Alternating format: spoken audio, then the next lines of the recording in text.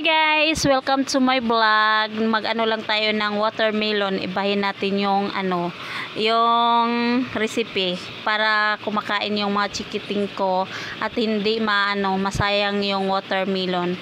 Kasi nahati ko na yung isa, yung buo kasi yan kanina, kaya nahati ko na. So yung kalahati, yun ang kinain namin kanina tanghali.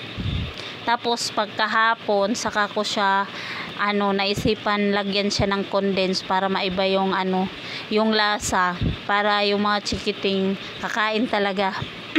Kung di mo kasi yung yung ibahin yung lasa, yung timpla, hindi na yung kakain yung mga chikiting. Kakain naman lang yan, isang piraso na lang. Kaya iniba ko yung hinati-hati ko, nilagyan ko ng condense at nilagyan ko ng ice para mas masarap. Kaya ayan, nagbisi-bisihan na at hapon na at magsusundo pa ako sa makulit. Ayan, kaya nagmamadali na din ako dyan.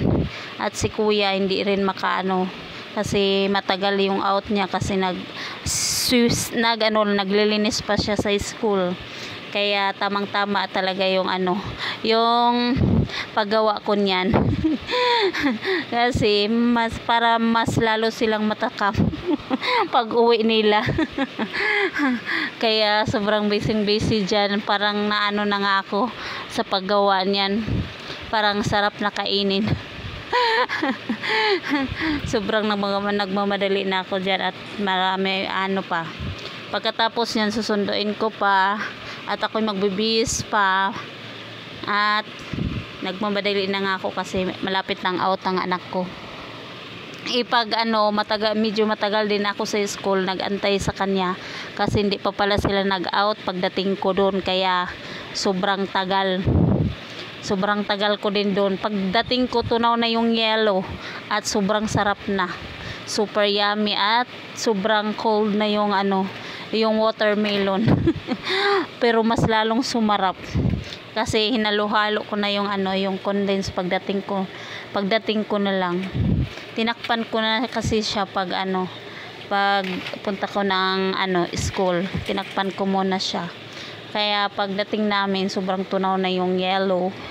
Medyo kalahati na yung yellow, tapos nahalo ko na yung yung condense saka yung tubig yellow. Yan. Kaya mas lalong sumarap.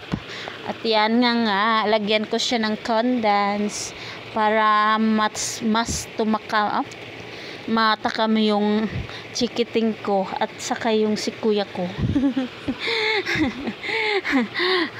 Kasi pagdating yan, gutom na gutom yan at galing sa paglilinis ng school nila.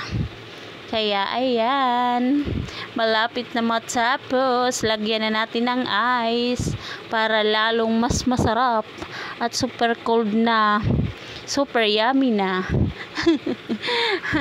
Yun lang guys, yan, i-technique nyo din yan guys. Sobrang sarap, super yummy pag pag matunaw yung ice, sobrang yummy. Yun lang. Thank you for watching guys.